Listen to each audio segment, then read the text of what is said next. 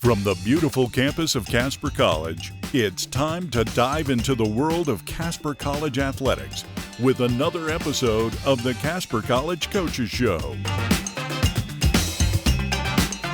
Now here's your host, Phil Kohler. Welcome, fans, to the Casper College Coaches Show. I'm your host, Phil Kohler, joined as always by Dwight Gennari, the head coach of the Lady Thunderbirds. Coach, a couple of big wins last week. You guys moved to 19-5 overall, 5-1 in conference, and most importantly, sole possession of first place in the Region 9 North. How's it feel? Great. It was a great weekend. It was great to be at home. Both of those games could have went either way when you're preparing for them. LCCC, they have a really good point guard and a great post player, and you have to do a lot of things right in that game to have a chance to win. And then Eastern Wyoming has been on quite a run lately, and we're in first place in the North at that time. So getting that win and getting ourselves back into first place was a great weekend. Very happy. Yeah, so let's start with that Thursday win against LCCC, 75-63. You guys are victorious. Angela Storga comes off the bench and scores 20 for you. How important has it been to have that bench player and what she does offensively? I can't say enough about her, and if Anna comes off the bench, or sometimes it's Irene, but Angela all year long. It just our team is different offensively when she's on the court because she can attack the rim, and now she's starting to add a little mid-range game to it, and not everything has to be at the rim. She's knocked down some threes. Having someone like Angela coming off the bench, and it just really sometimes sparks our offense. So great asset to have. Absolutely. You guys jump out early, but really the last three quarters were pretty competitive. This is a team that you're going to see down the road. How do you feel about having an opportunity to, number one, get a win here, but knowing still that you're going to have to play them one more time? Each game in this, I know it's a little bit of a cliche, but each game is its own entity. What the outcome of the game that we played on Thursday night against LCCC does not even come close to what we can expect when we go down there. They're a very good basketball team. They've got a great driver with Tuelu, probably the best post player for sure. No disrespect to ours and others, but best post player in Region 9 and a good shooting guard. So they're a very good team. They went down and then beat Western Wyoming on Saturday, which is a huge accomplishment there. So they're very legit. Yeah, and that, again, speaks to the parity in Region 9, right? Everybody seems to be beating everybody. So important for you guys to take care of business at home and then try to steal a couple on the road. It is. And, I do think there is a chance the team that wins the North and hosts the Region 9 tournament could have minimum of 2, if not 3 losses just because of the parity. Yeah. Well, then let's move into that game on Saturday. You guys beat Eastern Wyoming 85-66. Like you said, Eastern Wyoming was in first place in the conference at that point after they had knocked off Western Wyoming. You guys got off to a really hot start, really in both games this weekend. What goes into getting off to such a hot start like that? It's good, and it's funny you bring that up because that was a concern of mine earlier in the year. We just, and I even thought about changing our starting lineup because we were not getting off to a significant start. And then the last, 2 weeks, I don't know if it's because we're at home or whatever, we've had a good first half, really good first half, whether it was in the first quarter where we put up a big number or the second quarter we go on a run. But a lot of times, if we do win the game, the separation occurred somewhere in the first half. And the last couple of games, it's been in the first quarter. Well, it seems like the crowd really sparked you guys as well. Talk about how nice it is playing at home in front of that crowd. It seems like that energy that they bring to start the game really fuels into that start, too. It does not go unappreciated, let me tell you. It's Saturday. That was a huge. I know it was our homecoming, but my goodness, I looked around and it was pretty much after our game when I did that. But I looked around and that place was full. It was not full. I don't know if you remember several years ago when we played Sheridan. Sure. And that was back to a state tournament high school atmosphere. People standing on the stairs the way up. That was just so fun. I missed that. But we were pretty darn close Saturday, and it's so much fun. Our fans do make a difference, and not that that's a focal point, but there's times where I do recognize when they appreciate and applaud a good play or a good effort and that's pretty cool because it's got to make our players feel very good when they hear that. Sure, true basketball fans. They really come in and they understand what's going on and they get into it, and it's great. I can't remember, it's been a couple of weeks ago, but it was frigid cold. Like we're 20 below, nasty, and I'm thinking, and I think we were the only game. Is that possible? Was it Western Nebraska and we were the only game? Yeah, it was, There was a great crowd. It was, And there's a million reasons and one not to be there, and they were there. So I appreciate our fan base more than any will know. Well, and one reason to cheer, I mean, has been Adama Bajikoli. She does so many things really, really well. Saturday, she scores 11 points. She grabs 8 rebounds, 7 assists.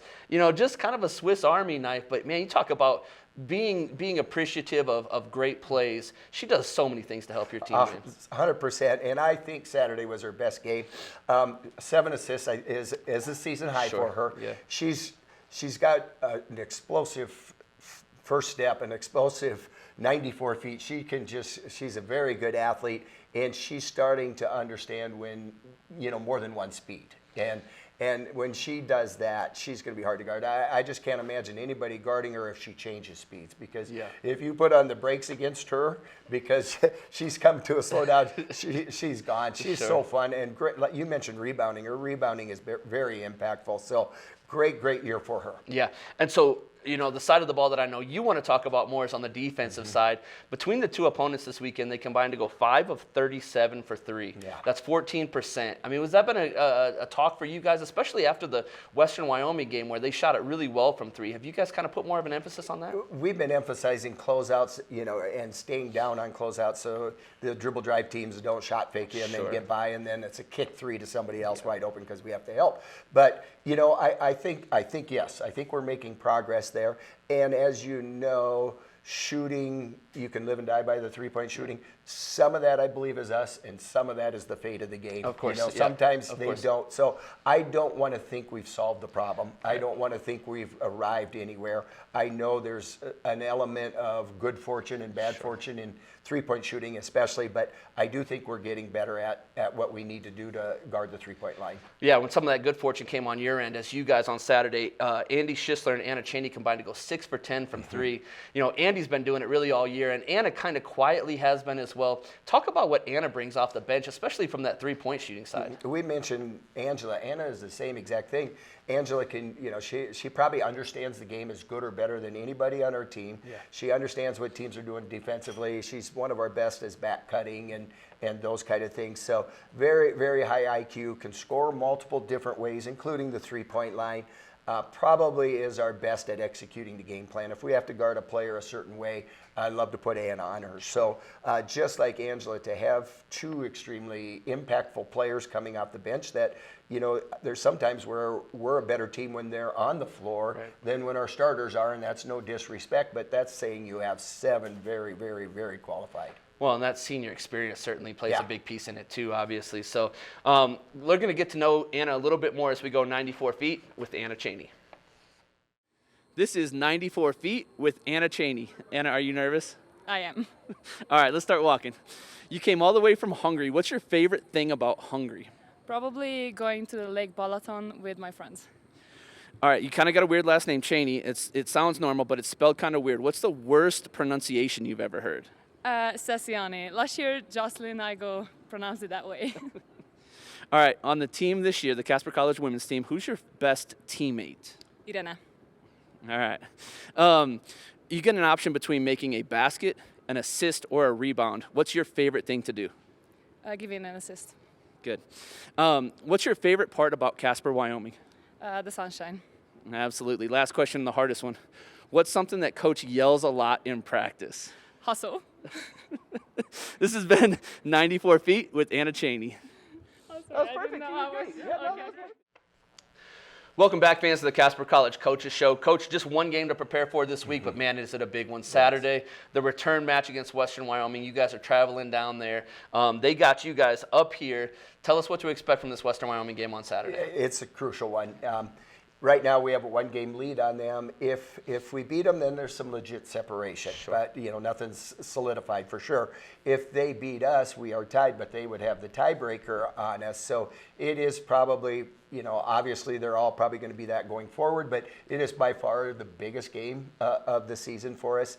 They're a very good basketball team, and it was a game of 2 halves when we played up here. We shot the ball very well in the first half. We built at one point a 17-point lead. Yeah. Second half, we go 1 for 14 on threes, and they're on fire, and they're very capable of that. And they came back and erased that deficit plus some. So very, very good offensive team, very difficult. If they're shooting, they have 3 or 4 players that can put up a big number. Yeah. Well, and of course with that Region 9 host opportunity on the line, right, that the number 1 seed from the North will host that Region 9 tournament. Obviously a big one.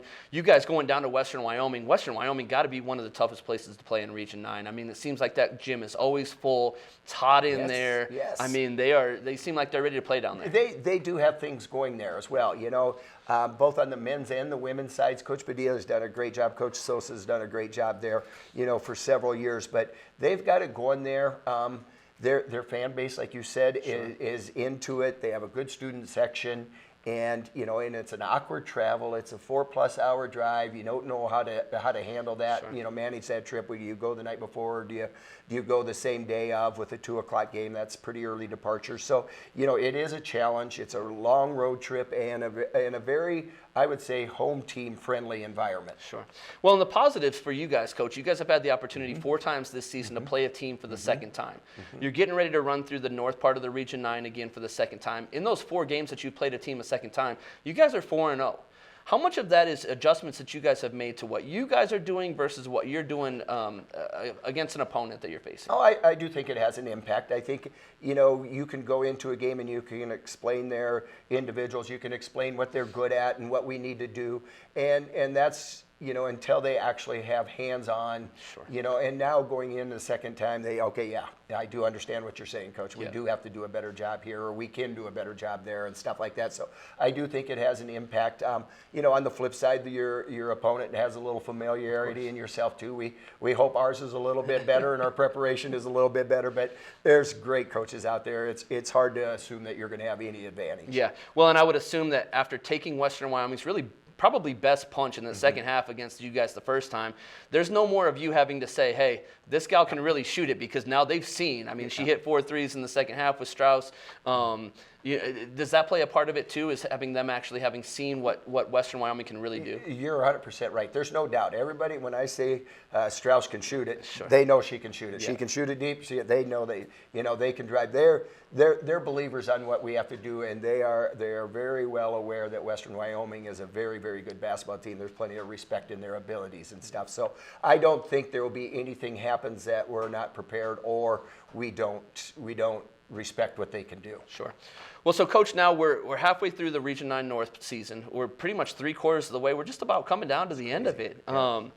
If you had to, you know, being that I'm a teacher, I'm a grades guy. I love it. If you had to grade this team based on what they've done so far, what would you give them as a grade, and give a little bit of a description as to why? I would definitely give them a strong B+, to be honest. You know, we've had some A+ moments, and we've had some B-, C+ moments, but I would say our collective, you know, grade would be a B+ for sure. You know, effort's always been fantastic. You know, what they put into it, and it's, people don't understand how physical and how physically demanding this is, and their bumps and bruises. You know, we've been battling flu, so you know their approach to putting their best foot forward is an A. So compiled, I would definitely give it a B+. Absolutely, and I'm going to kind of steal a little bit of your thunder here, but I feel like that bump up to an A is just some small things, right? Some small turnovers here and there, a missed closeout here and there. That's the difference between that B+ and maybe that A-. That's what makes this super encouraging. You're 100% right. We're probably averaging 16 or 17 turnovers a game. I haven't checked for sure, but we're right in that mark, and probably 5 of those a game on an average are unforced. Sure. And if we can just take 2 of those away, you know, and plus we've been having some challenges with finishing our interior shots against LCCC. One of the reasons why it stayed status quo there is we missed 23 interior shots. There's a lot of points still there, and the surprise, I don't know, you know, if the pleasant surprise is we're almost averaging 80 points, and there's still some points out there, which is pretty encouraging and exciting for me. So I do think B+, but I do think if we can do things and handle just those 2 areas a little bit, we can sneak into that A grade. Hey, and you know, then that's kind of the goal, right? As we get into late February, early March, you want to be playing that A basketball and ready to go for the Region 9 tournament. And again, I think, yes, you do. You want to be playing your best, And the two areas that we could spark another 6 or 8 points are things we control. Yeah. It's not like we have to have some gift. Sure. It's things that we can just clean up over the next 4 or 5 weeks and hopefully just, become 4, 5, 6 points better. Yeah. Absolutely. Well, and Coach, to wrap up here, I know that there are so many people that go into what you guys are doing every single day, not just on game nights, but also in practices, just throughout campus. And I know you wanted to get an opportunity to just say a thank you to a lot of the people that are involved with this. So I wanted to give you that opportunity to do that. It's 1,000% true. And I try to get that message out as much as possible. It's any success that we have in our program, there are so many people that have their hands in it. And it starts from the very top. Our top leadership, Dr. Devine, is a great supporter of kids' activities, students' activities, students in general. And then, from our financial aid and scholarship and our enrollment services to get the process. Stag Internationals, we do a lot of internationals, just from the campus community. Our PR department gets us out there, and I don't know how many comments I get on, God, your webcast is so good. It's so nice that we have a voice to it, and we don't get to, it's not just watching. And then you get into the scores table, and we have some loyal individuals there, and our fan base, and our administration, from our athletic director to student services, everybody has an impact. And I think our programs, if you look at the fall, both soccer teams and volleyball, extremely successful. That there's a lot of hands in that success, and we're very fortunate. Sure. And I'm sure you're just scratching the surface. I mean, we could sit here for hours, and I'm sure you could go through and name more and more people that are such a huge part of it. There is. And I'd be remiss if I didn't mention Coach Macy. Of course, yeah. Fingerprints 100% over. But absolutely. I do honestly understand that we're successful here when we're successful is not. It's a lot of people that have a role in that. Absolutely. It's such a great community to be a part of. It is. Yeah. It is. So, Coach, Saturday, 2 o'clock on the Western Wyoming YouTube channel. Make sure you tune in for that one. It's going to be a big one, Western Wyoming and Casper College. Coach, best of luck to you this week. I appreciate it, man. If we could have a great, happy Coach's Corner next week, I'd be pretty thrilled. Hey, that's the plan. Fans, thanks for joining us. Remember, shoot for the stars, because even if you miss, there's always a chance for an offensive rebound. You're the man. As always. You're the man.